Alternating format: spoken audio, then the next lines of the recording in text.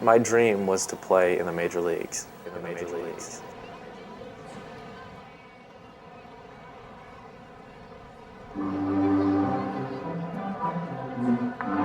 Schrager just joined the club 10 days ago, traded from the Dodgers organization. He was with their AAA club, the Las Vegas 51s.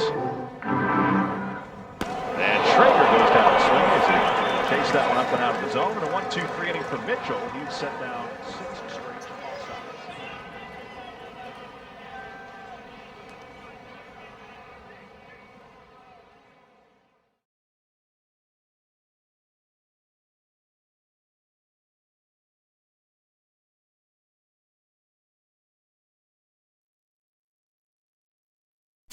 The numbers are staggering for all players as far as how many get there versus don't. The percentages are definitely against you. If you get hurt, there's 10 guys behind you waiting to step up. It's just relentless. It comes at you every day, and it's not like one day it's going to be an easy day and the next day it's a hard day. It's every day it's the same. There's so many uncontrollables that a player has to deal with. In many cases, that's where a lot of frustration comes in. You don't have control of playing time, you don't have control of umpires, you don't have control of field conditions, you don't have control of very little except yourself. Each year, around 1,500 new amateur players out of high school and college are drafted to play minor league baseball, all hoping to someday make it to the major leagues. This is a story of two.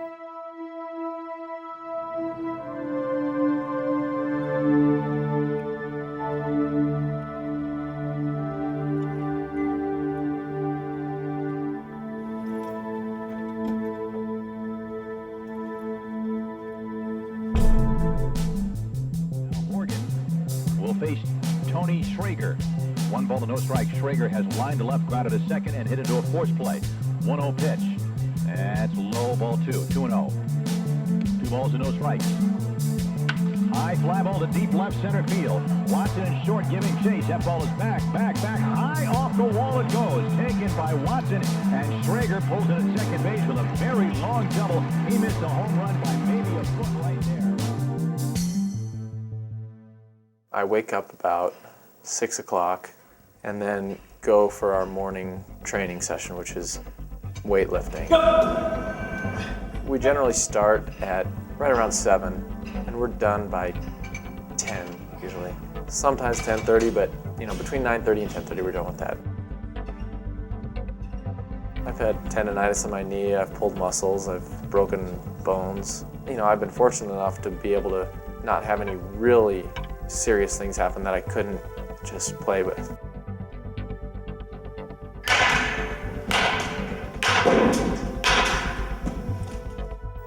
Tony's in a unique situation. He's 28 years old and he's never been to the major leagues, and he should have had his chance to be in the major leagues. And he's a phenomenal player. He can play defense, he can hit, he can run, he can do everything. He just never had an opportunity.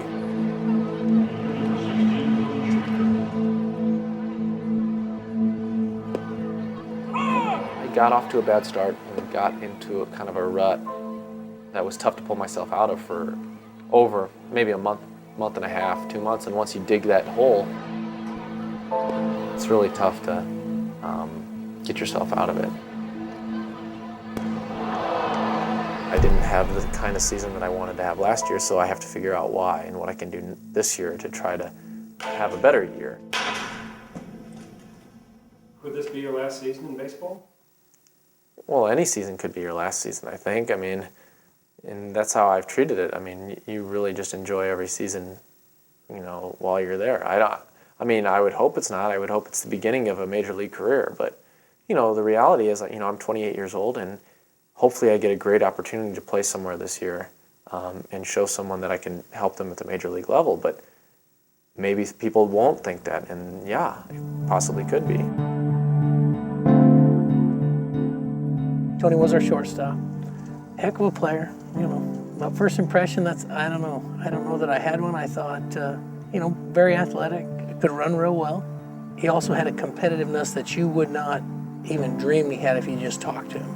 As soft-spoken and as quiet as he is, but boy, when he got out here, he might have done something wrong once or twice, but then after he figured it out, boy, he was going.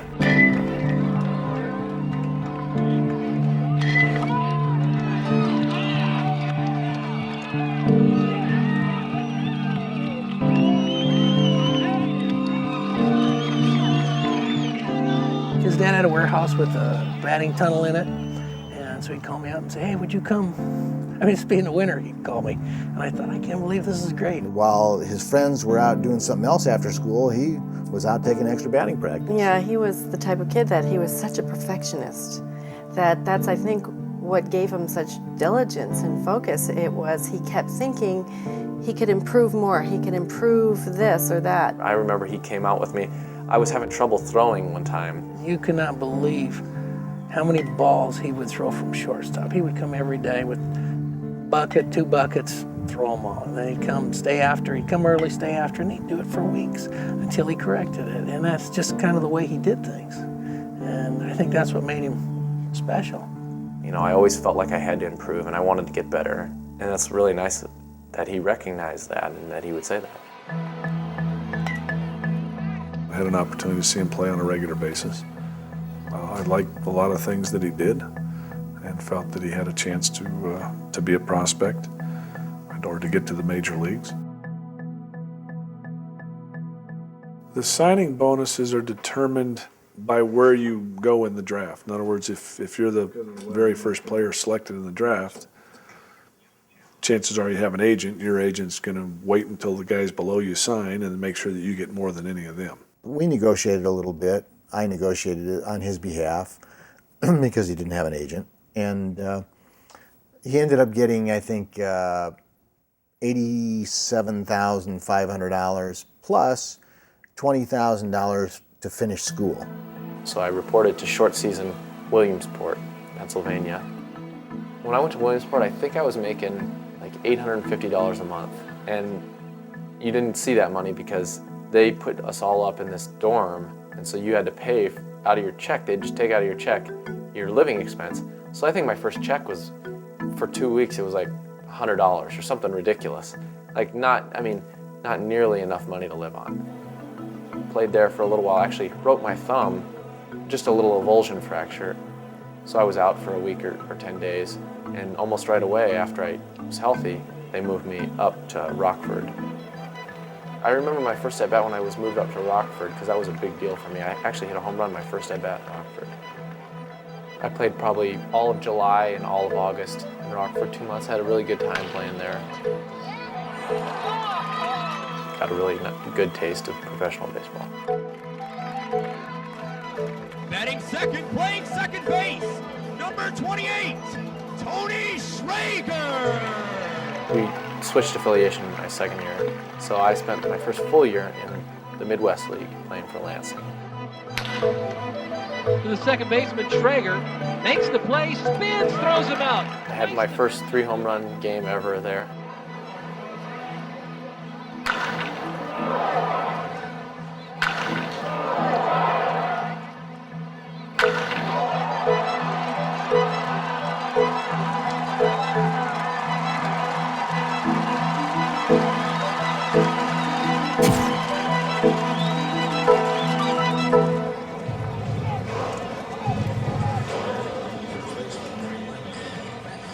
Daytona was probably the first time that I saw guys that could really command a pitch other than their fastball.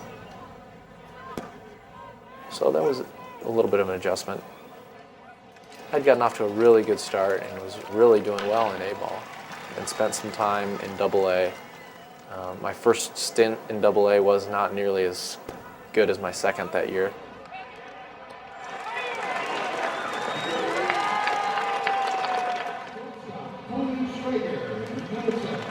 Double-A is a big jump just because there are a lot of really good players in Double-A.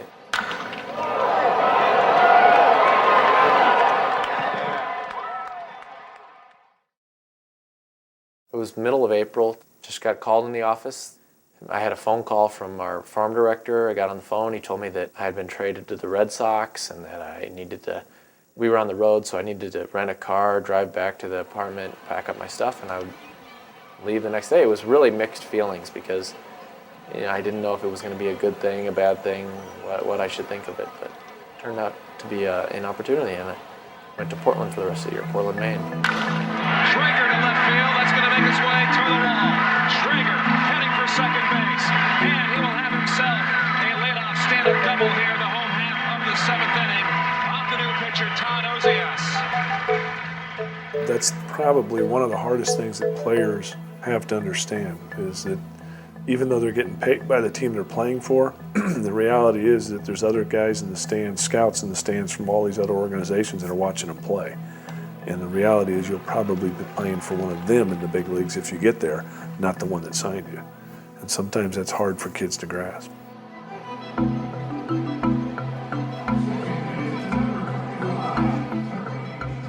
I like to think that was probably my best season, possibly. Offensively, I had a probably better than average year. And that one is cleared into right center field. Wojcicki gives up on it. This one is gone. Home run. Tony Schrager, number 15. The numbers maybe don't show it as much, but I think I made 5 errors the whole year. He bunts it third base side, testing out Schrager with a bare hand pickup, and he got him. Oh, is that a good play by Schrager? Up the middle, flagged by Schrager. The throw to first. Wow, what a play!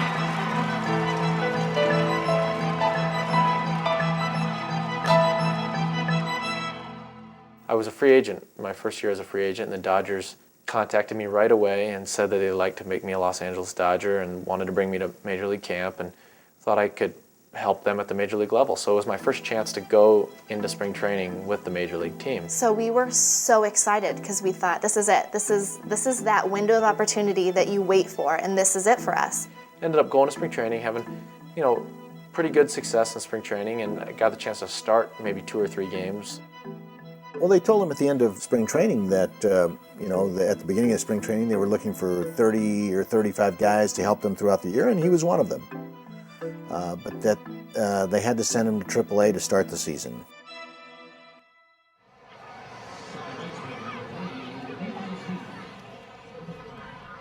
Tony went to AAA with Las Vegas and was pumped up because he knew, this is it, I'm getting called up this year. And started off the season like horribly. Probably had the worst start he's ever had. It was rough. People were catching the balls, or people were making unbelievable plays, and he could not get a hit for anything. His batting average was just so low, and he was so down. And what happens during that time? 2 of the infielders from the Dodgers get injured. So they ended up calling somebody from Mexico that wasn't even in their minor league system because they needed somebody to fill the role, and the guy ended up being there for the rest of the season. He's never been so low in his life. He's just, oh my gosh, he thought, I can't believe this is happening. I finally had this opportunity. Any other time I would have been called up and ready for this, but it just so happened that at this very moment, he was playing so poorly, they couldn't call him up. And, that's the worst, to feel like your window of opportunity passed you by. He puts so much pressure on himself. And I don't think he thinks he puts pressure on himself, but he does. He feels like there's so many people that have invested so much in his baseball career. He thinks, that I have so much invested, in his parents and his town. They know that Tony is in the minor leagues, and they're all rooting for him. And so I think he feels this sense of, I have to make it. He wants to make it for himself, but he also wants to make it for everybody else. And that's a lot of pressure to have on somebody.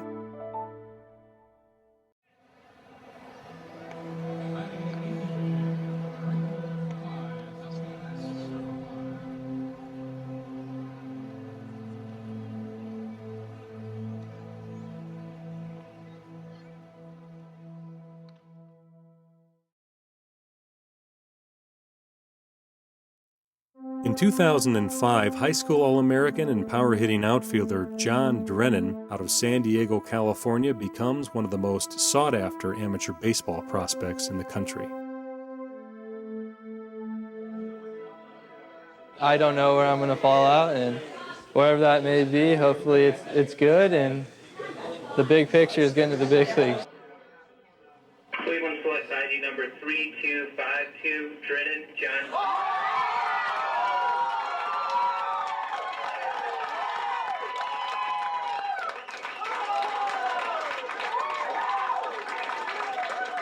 It was a good feeling, man. It heard my name and I was excited.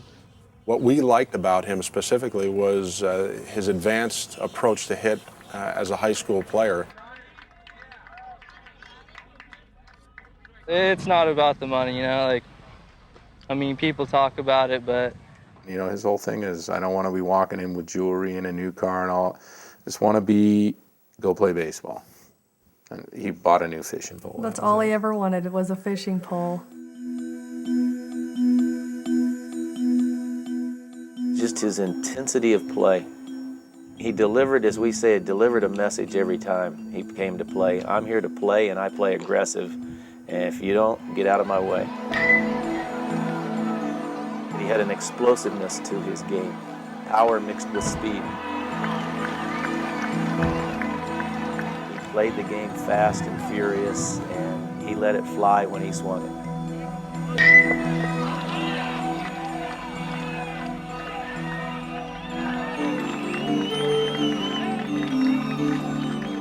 If I had to describe myself, I'm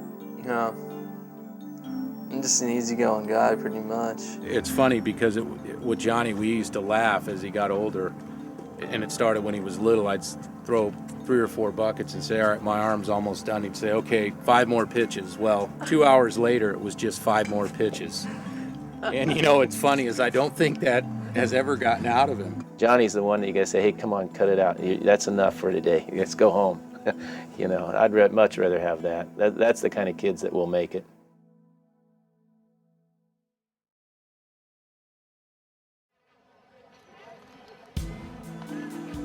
After the June amateur baseball draft, newly signed players like John will usually be assigned to one of 2 clubs in the organization's minor league system, either Rookie League or Short Season A.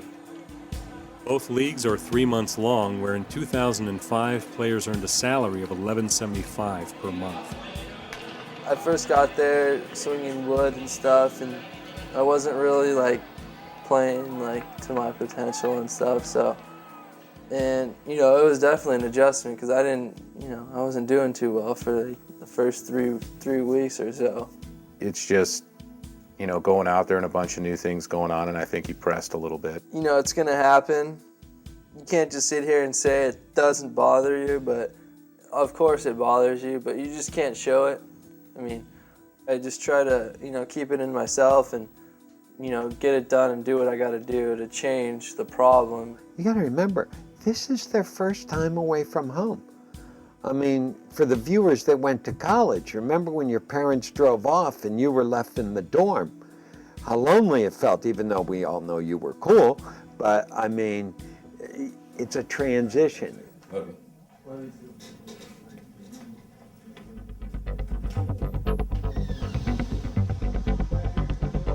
Truthfully, I always think to myself I'm not doing enough most of the time. It's always in the back of my mind, what can I do? What can I do to, get better, whatever. I kind of made the mistake this year of taking too many swings. You never think you could take too many swings, but...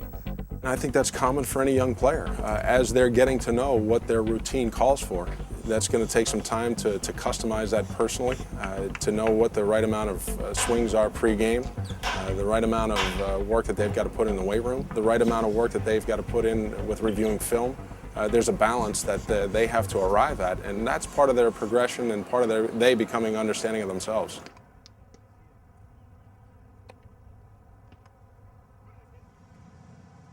The Cleveland Indians Major League and minor league players report for a 6-week spring training each year, starting around mid-February and lasting into the early part of April before the season. For many of the players like John, this will be their first time in spring camp. The minor league players convene on a group of fields set apart from the major league facility. They'll work out simultaneously in groups segregated by the upper and lower levels within the organization's system. Players are not paid during the spring, but their accommodations are taken care of, with the team providing room, board, 2 meals per day, and $12 a day meal money. John and the rest of the minor leaguers will stay at a hotel nearby. All these kids that were high school all league players, all state players, all everything. And now they're coming. And now they become a little fish in a giant bowl. Where before, man, they were the big fish in the tiny bowl. And for the kids, this is a rude awakening. Approximately 150 players are invited to minor league spring training camp each year. The competition is high, and a majority of the players are auditioning for a spot on one of the 6 minor league clubs in the Cleveland Indians system. Although John is under a significant amount of pressure himself, he and other high draft picks that received large signing bonuses will generally receive more opportunities to succeed. This does not mean they're guaranteed an eventual spot in the major leagues. They'll have to earn it. Other players know that if things don't go well now, they may be let go at any time. The organization may release up to 40 players by the end of the spring. Out of all of the players drafted, only 10% will ever make it to the major leagues. It's really a necessity for a player to understand that it's a marathon, it's not a sprint. So the way they go about it in a 50-game schedule may not work in the pro environment, but that's what the minor leagues is for, to learn how to prepare yourself properly and to take the ups and downs emotionally as well as physically in the game, and to be able to handle those over the course of a long season, of a 6-month season versus a 3 or 4 month season. We see John going out to a full season club at Lake County, Ohio this year, and we anticipate, like any first-year player, he establishing a routine, one that's going to allow him to endure a 140-game schedule for the first time in his life. You combine that, his own personal expectations, and the travel, and the grind that 140 games can be, and this will be a tremendous learning experience for him in his first full year.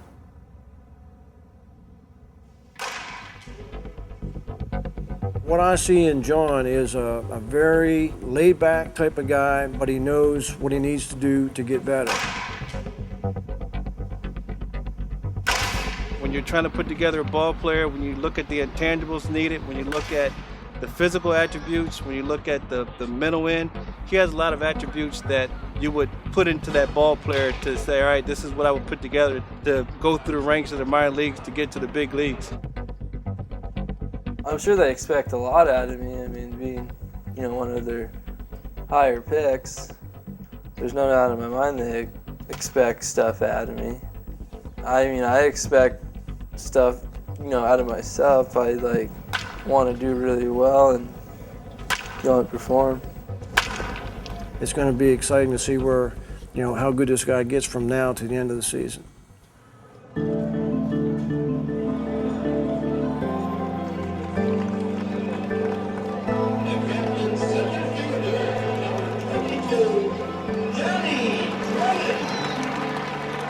A lot of compelling stories among the newcomers in terms of players, one of which, Johnny Drennen, who was a supplemental first-round pick out of San Diego, California last year. Very talented young player, great speed, and he's the player that the Indians got when they got a compensation pick for losing Omar Vizquel. He's a young guy, and he's a center fielder. Captain's fans, Dave, have gotten used to some outstanding center fielders here at Classic Ballpark. Pro a year ago, Brad Snyder a couple of years back, and our guy's off to a very good start, Johnny Drennen. He's hitting .326.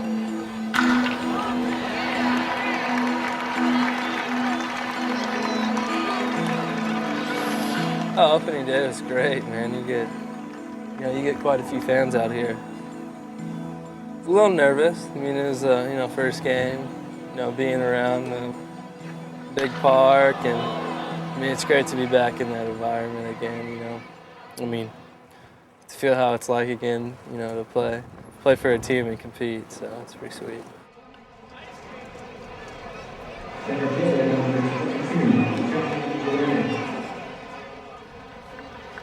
Drennen should get a good pitch here. It's on its way.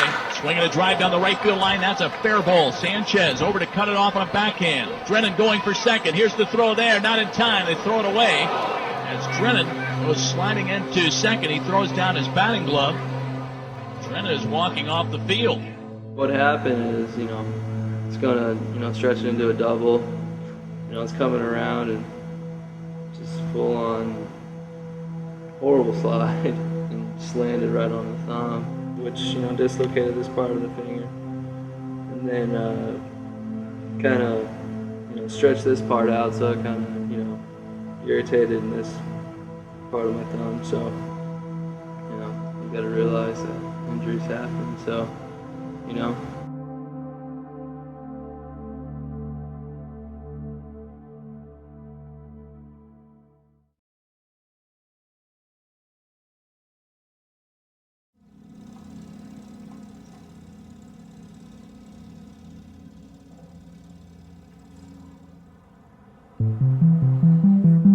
Tony Schrager on the line with us, a new signing by the Long Island Ducks. You're from Omaha, Nebraska. Where'd you play college ball? Did you play college ball? Yeah, I did. I played, my first year I played at Yale, and then I transferred and played my last 2 years at Stanford. You're a smart guy, I see. Well, you get a little help getting into those places when you play baseball. I understand. What's it like playing ball for all these years and really going after your goal? I mean, it's got to be tough for you sometimes, right?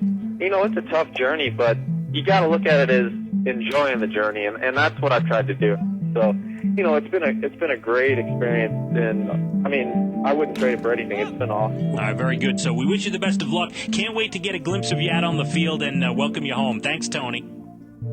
As the free agency period went along, nothing presented itself for me, so I had a couple of options. One was to go overseas and play, and one was to come to the independent league and try to use that as kind of a springboard back into organized baseball, affiliated baseball. I wanted somebody to approach me with an opportunity to play at least at the AAA level again and a chance to show them that I could play in the big leagues, but that obviously it didn't happen. You have to perform to get the opportunity. That's just the reality of the situation. You know, if I had a great year last year, I wouldn't be sitting here. You have to constantly prove yourself day in and day out. It's a long season, and just because yesterday you hit 2 home runs, you have to go out and prove yourself again the next day.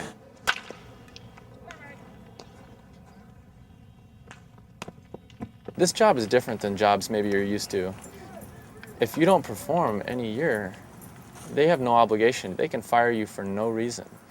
If you're at your job and you have a bad day, you're coming back to work the next day. If we have a bad day at our job, maybe you're not. Maybe you're going home.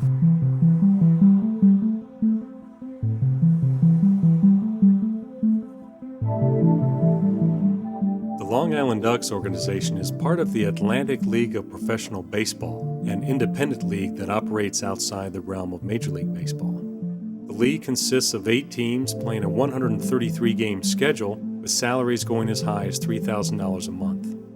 Teams are comprised of undrafted talent, guys with minor league time like Tony Schrager, as well as players with major league experience, all hoping to get signed back into affiliated baseball and another chance at the big leagues. No matter how good you make it, it's still, there's some disappointment that you're in independent ball. Having played more recently in AA and AAA, and Tony even more so, when we go out to these games, we know everybody on those teams, and a lot of them they're all good players, so it actually feels better, because, hey, you know what, these guys are good too, and we're all in just a tough spot, but this is a good league.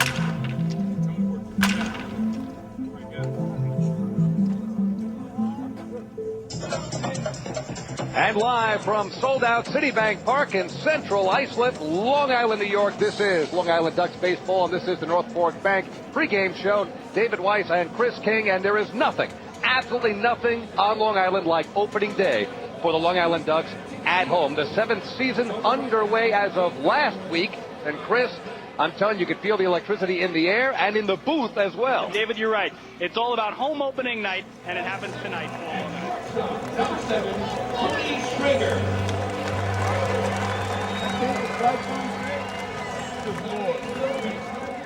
This past year was a pretty devastating year, and I didn't know if he'd recover from ending on a year like that. But when he had time to pull himself together and evaluate, I think for himself, he wanted to play because he knew that last season was not his type play, and he couldn't end on that. Schrager, 4 for 19 thus far. That's 211. This one's looking in the air. Shortstop area. Javi Rodriguez goes back, waves off his outfielders, and makes the grab. And 3 up and 3 down for the Long Island Ducks.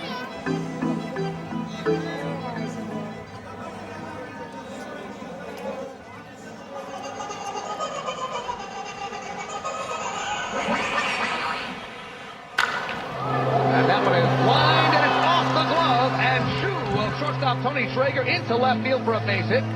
Tony Schrager tried to shoestring that one, but it bounced off his glove, his shoe, or both. It's 1-0 River Sharks. That was a rocket, but to me, David, it was right at the glove of Schrager. They haven't put it up as a hit or an error just yet, but to me, he had it lined up. I think that's going to be an error on Schrager. Now, Chris, when I called the play, I said it was either his glove or the top of his shoe, the way it ricocheted, and it ricocheted off bone. That was what happened.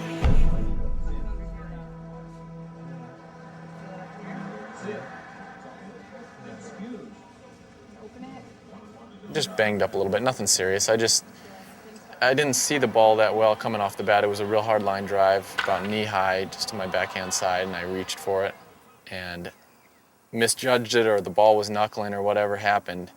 The ball hit me on the wrist just above my glove. I don't think it's anything bad. They wanted me to take an x-ray of it just to make sure, just because there's real small bones in there. That something might be a little fracture or something. But to me, it felt like a bruise, and I'm sure, especially we have Monday and Tuesday off. By the end of those off days, I'm sure it's going to feel, good to go.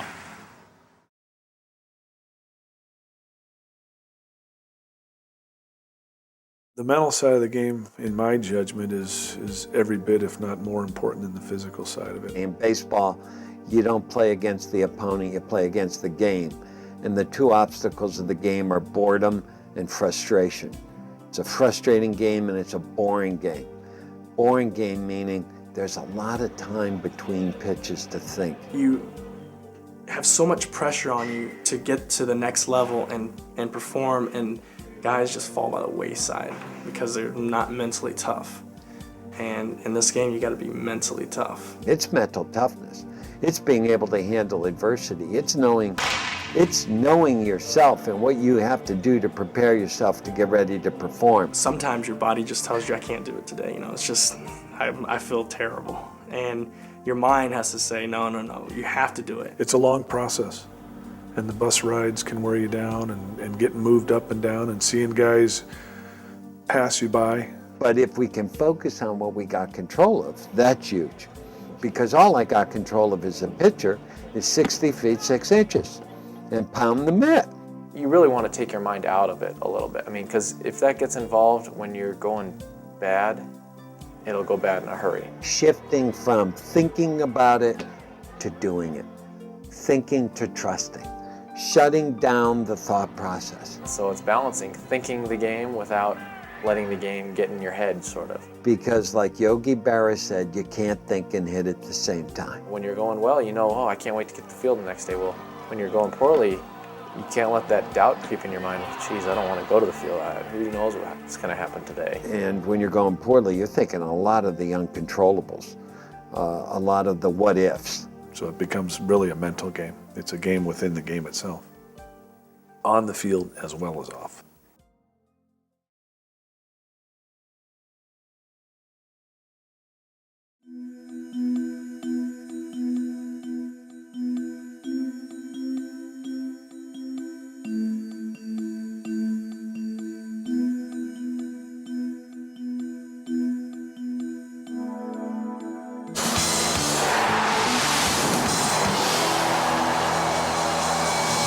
It is the Rockets Red Glare Bluegrass style tonight from Applebee's Park in Lexington, Kentucky. This is Legends Baseball as tonight Lexington takes on Lake County. And good evening, everybody, and welcome to Insight. I'm Randy Reinhardt. Glad to have you aboard for a very special baseball broadcast tonight on Insight as the Rocket, Roger Clemens, comes to Lexington. 9th winningest pitcher all time, 2nd in career strikeouts, and he is on the hill tonight. This house is ready to see the Rocket tonight. You have no idea. It was super duper quiet. We were all just sitting there and everyone's like, yeah, this guy's going to dust all those kids, I'm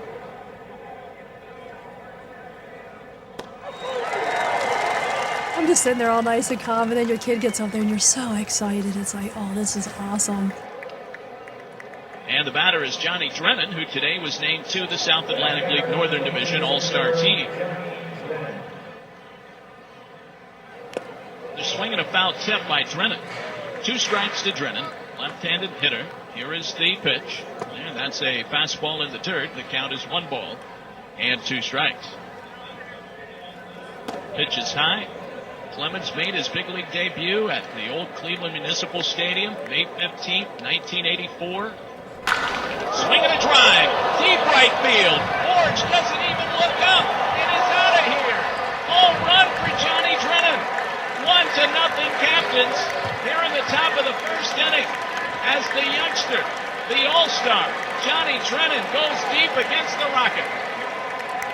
Johnny Drennen with a big smile as he crosses the plate. The captain's dugout going crazy, and Drennen gets a standing ovation from this crowd.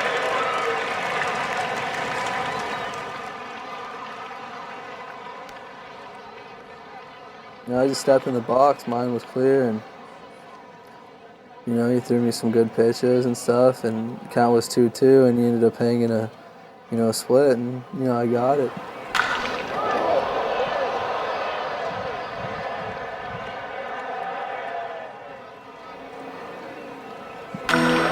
He hit it, and I mean, everyone's face just was like, oh my God, like everybody jumped up at the same time, and it was just too cool.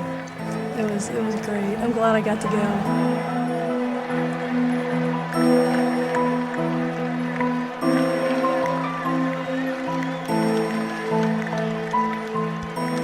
It was a good time. I got around the bases, and my teammates were pretty stoked about it. You just took Clemens deep. You're on ESPN, this and that, and I was like, oh wow, like it's a home run, Johnny Drennen to the plate. Drennen homered in the first inning. And the pitch from Clemens. That's a strike over the outside corner. It's 0-1. That's a swing and a miss. The count is 0-2. 1-2 pitch, swung on and missed. Drennen was geared up for the fastball and was out in front of that pitch. He strikes out swinging, 2 outs, 5 strikeouts for Clemens. I was thinking that he had a great number, so I'd hang him a split. I think he's number 22. And I hung it to him, and he did what he's supposed to do with the split fingers that are up there. I'm sure I'll visit with him tomorrow. Ask him how that room service was. No, he hit it. I threw him a little split that didn't split, and he hit it. Well, he never got any sleep that whole night, because he had like 22 voicemails, and then all the press was calling the hotel, and finally it was like the next day. I mean, you could see he was just wore out. I said, Johnny, you've got to get some sleep. He was like, I know. I was like, wow, that was a pretty big deal right there, and it was pretty sweet, and I'll always remember that.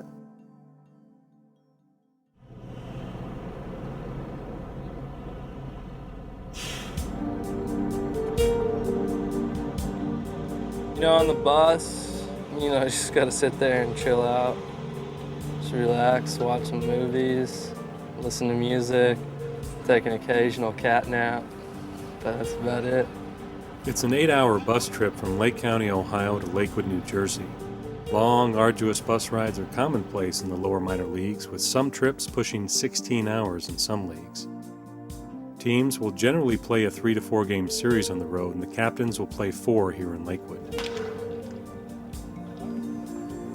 What Johnny is learning and what each one of these players is learning right now is how to go about being a professional hitter, being a professional baseball player, the preparation side of it. How do you maintain that swing over a long season? How do you prepare each day for the ball game to prepare for a certain pitcher? How do you prepare when you're sitting on the bench as far as how am I going to get a read to steal a base off of this guy? How is this particular pitcher pitching batters that are similar to me? As an outfielder, where do I play this guy? What's the situation? What's the pitcher on the mound? Just learning those things in the game that he probably never had to consider as a high school player.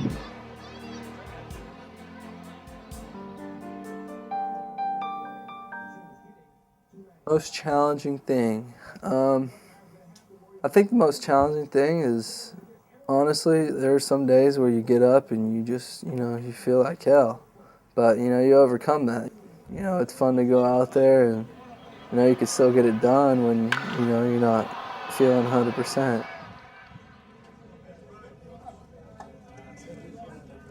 Start your day in the game. When you get 2 strikes, You will go up on the bat, you will go up on the plate, you will cut your swing down. If you do not, you'll be fined. And it's going to be for everybody in this ball club, not one, not two, everybody. Like it or not, that's the way it's going to be. So it's time to wake up, and we got a half a season to get this thing turned around. If not, then see what happens at the end of the year, if you last that long.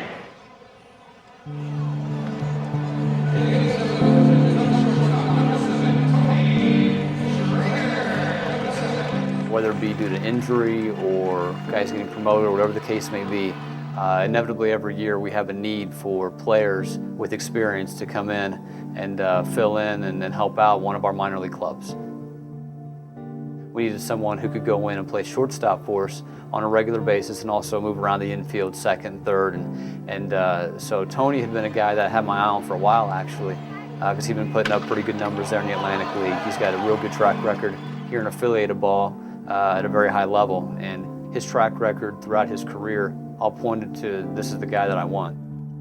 On July 15th, Tony is offered a Double-A contract with the Florida Marlins organization. Although only a Double-A offer, it's the opportunity Tony's been hoping for all season. A return back into affiliated baseball and another shot at the major leagues. Sometimes you take one step back to take two steps forward, and that's kind of what I'm, being in AAA the last 2 years, it's definitely a step back to come to AA in hopes to take those two steps forward to the major leagues, and if I want to make it to the major leagues and I think I can play there, then this is the route that I'm forced to take, and I'm willing to take a shot at it. Marlins just signed a couple of days ago. Strike one on Schrager, and now the 0-1 is right over the mound and into center field. De La Rosa took up behind the back. I think I've adapted pretty well to different situations, and I've kind of reinvented myself as a player a little bit. When I started, I was kind of maybe pigeonholed into only being able to play the right side of the infield, and then as I felt like I needed to become more versatile, I was able to strengthen my arm to the point that I was able to play the left side a little bit, and just kind of being able to show the teams something new every once in a while, so that they'll say, oh man, maybe he can do this too, maybe he can do that too, and I think it gives you a chance to play longer and gives you a better shot to make it. Line up by Phelps in the 2-2. Schrager grounds one past the first base, back fair the other way. Extra base. Full count on Schrager, one out. Thurman's pitch is pulled sharply to third by the dive of Braun. Up the fair side of the line toward the corner. Another extra base hit for Schrager. Motoring into second base and no throw. When is Schrager going to stop hitting?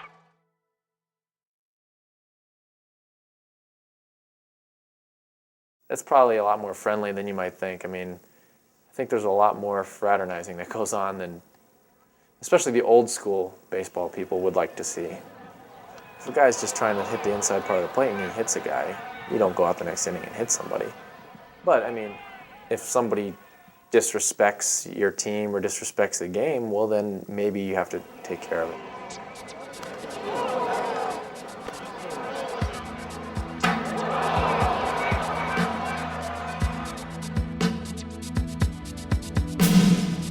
We had a guy, I think, if I remember right, he hit a home run, and the catcher got mad at him, thought he was standing at the plate too long, showing up the pitcher, but so he pushed our guy, and the bench is cleared.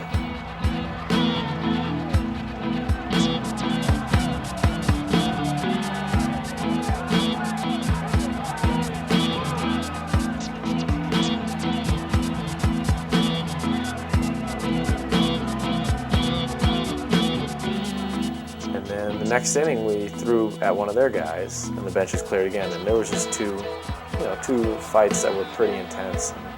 You see it a lot. I mean, you see that kind of, not maybe to that intensity, but you'll see tempers flare if stuff like that happens.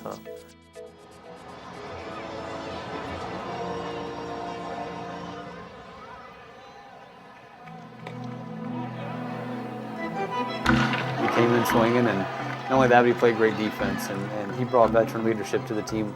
He really brought a lot of the things that I was hoping he could bring to that team whenever I signed him, and it was just a really, really nice fit. And then on my end as well, whenever I signed him and I told him that there was a possibility that he could go to AAA if things worked out, I was really hoping that could happen for him.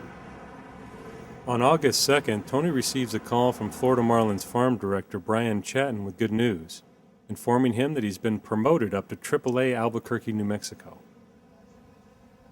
I got a call while I was in Phoenix, and he said, well, I have good news and I have bad news. And he said, the good news is I just got called up to AAA. I'm going to be going to Albuquerque. And I thought, well, who cares what the bad news is? This is great news. And he said, the bad news is all of our stuff is still in Raleigh. Chloe's in Raleigh, which is our dog. And so you need to fly back to Raleigh.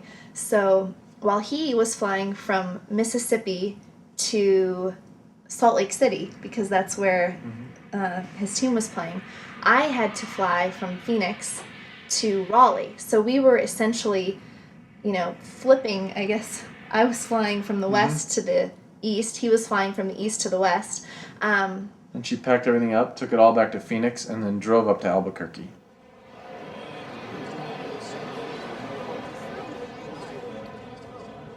Thank you.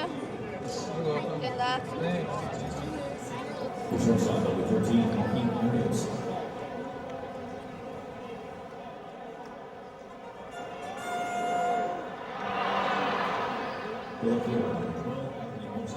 Tony doesn't get the opportunity to play every day since being promoted to AAA Albuquerque. Unfortunately for him, the team's younger prospects have gotten first priority over the majority of playing time.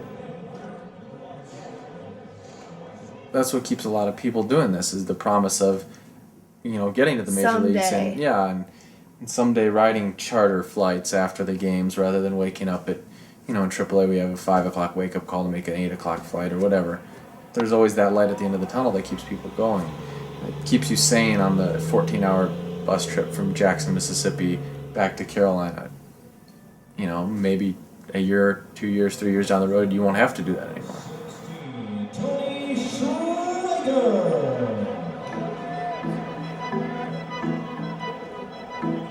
If somebody doesn't get a chance to see you every day, which very few people get to see you over the course of a 144-game minor league schedule, they're going to look at your numbers, and that's a big part of how they evaluate you.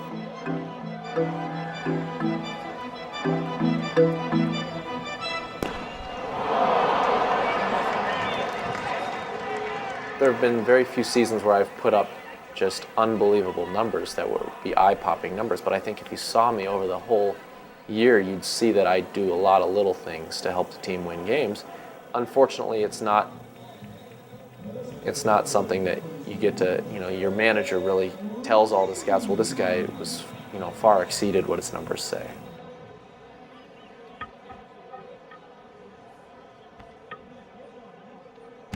It's been frustrating for him. He's had a couple situations in which he really deserved to move ahead and wasn't moved ahead as rapidly as he should have been. And in all fairness, I'll say that, he's had a couple small windows of opportunity that he didn't capitalize on either. And if he had had a great spring training or he'd had a great season, he might have had his shot. And so it's gone both ways. But it is a cruel, tough business.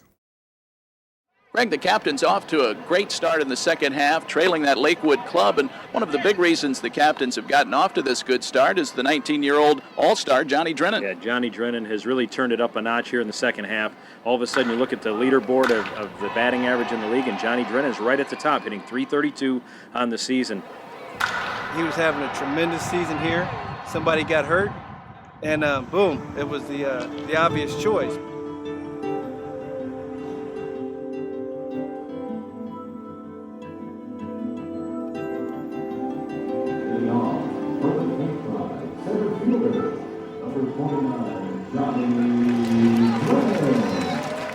Johnny Drennen up from the left side. Johnny been struggling a little bit, hitting .247 now. No homers and 6 RBI. Ground ball right to the first baseman. Mortimer scoops. 2 steps over, pounds on the bag for out number 1. Baseball players come in all shapes and sizes, but he doesn't look like your typical first-round draft pick, chiseled out of stone, things like that. But he is so quick, and I kind of say deceptive quickness, where out in center field, he's been here a month and a half. We've seen him made some unbelievable catches, taking home runs away, diving and making catches. it kind of boggles my mind when I think, you know, a year and a half ago he was in some high school class studying algebra, and now he's out here and he has made the moves pretty quickly. He's got good contact with the ball and great speed when he gets out there on the base pass. You can see why he was so highly touted and got such a high draft pick, because all the tools are there. For a 19-year-old to be in the Carolina League, it's quite an accomplishment, and you know, he should feel good about that. I think he's got a good idea with his swing. He's got a good feel for it, especially when you see him working. He makes good adjustments daily. At times he tries to pull the ball a little bit too much, you know, since he's been here, and then he'll just learn that over time of just knowing how to, you know, use the whole field, and you know, and that's just part of his development. Since being called up from Low A Lake County, John sustained another injury, a lower abdominal strain on his right side, which put him out of the lineup recently for 5 games. On top of that, he's had a bit of a tougher time adjusting to the level of competition here at Advanced A Kinston. Pitchers have better, you know, they locate their pitches better and more consistent in that aspect, so.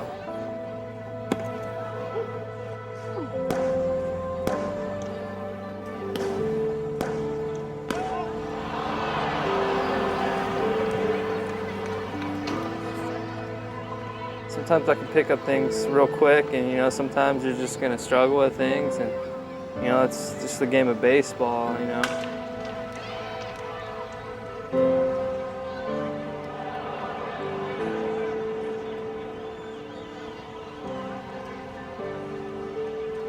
What drives you is just knowing that you know, you can be in the big leagues anytime. I mean, that's pretty much the motivation of the whole thing, you know, getting there. So it's a game of adjustments, you know, just keep making them.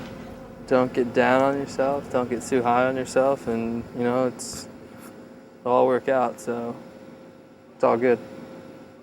I think sometimes we get this New York life insurance approach to sports psych, and it's, you know, every day is a great day, it's a great day. Well, when you're playing the number of games that a minor league baseball player is playing, every day is not a great day.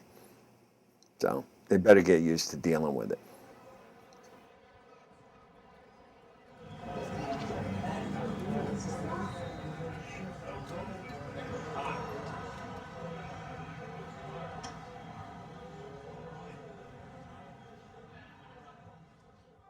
Tony, how are you feeling about the possible last game of the season? I don't know. I have mixed feelings. I mean, it's going to be nice to get back home. Yeah. But after about a week into the off season, I mean, you start missing it though. Yeah, but Here's the classic baseball one. The kid's playing at AAA, he's playing every day, and then he gets called up to the show. Now he's in the big leagues, and now he's playing every 5th day. And all of a sudden, he's not comfortable with his swing. No brainer, he's only playing every 5th day. Well, that's the way it goes, man. And you better learn to handle it and cope with it and get it done. Are you going to feel comfortable? No. Is it fair? No. But you got to deal with it.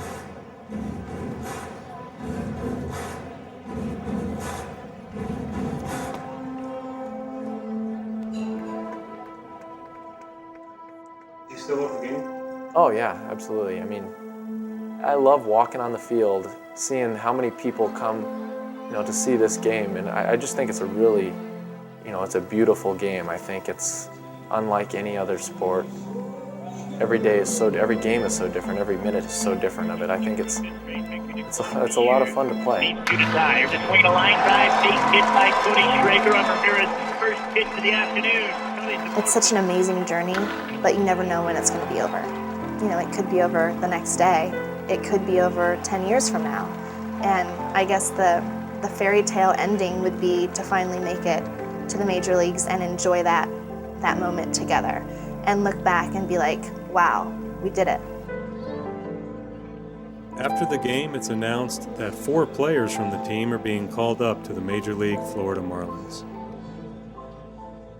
Unfortunately, Tony is not one of them.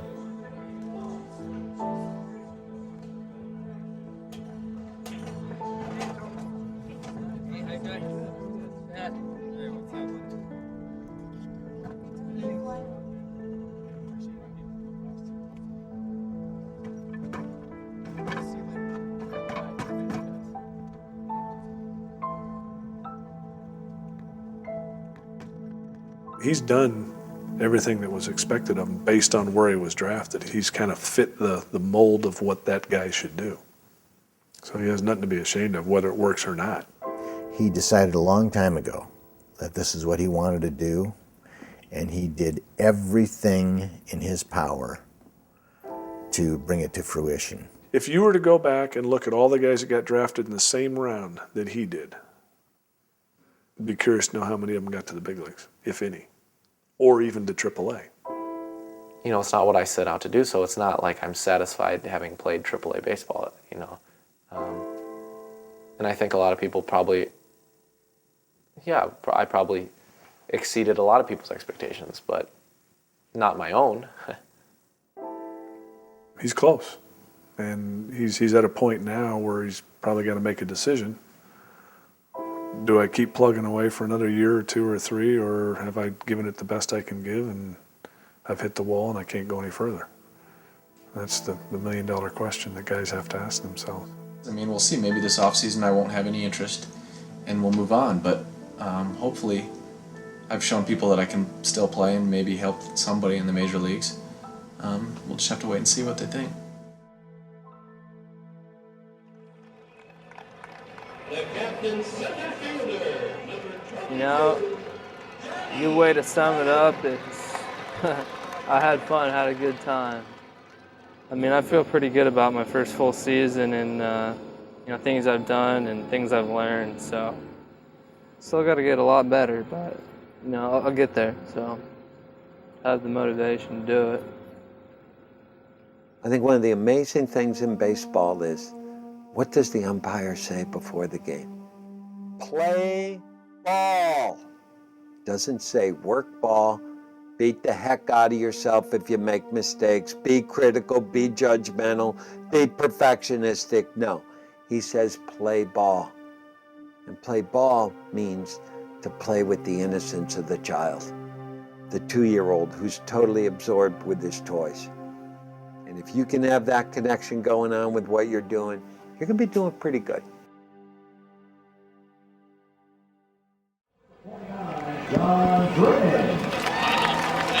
Nobody out, one on for Johnny Drennen. Martinez comes set. Here's the pitch. Drennen swings and drives his deep to right field. Over everything. Home run.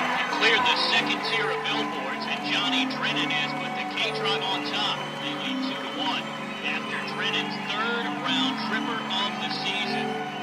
Here comes Ramirez home from first, and Johnny Drennen right on his heels, his third.